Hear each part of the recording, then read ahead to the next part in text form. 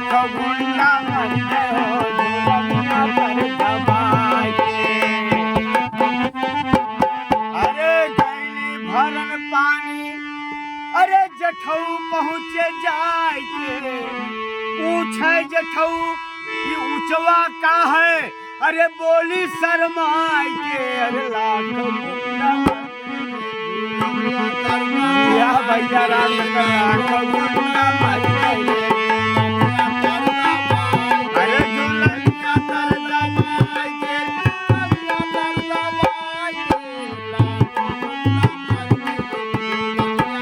अरे आप गैली पानी भरे गैली फरवारे कंडी पाथे दौरा पहुंचा जाय के पिछवा से पकड़े दौरा अरे हमरे वो दबाई के।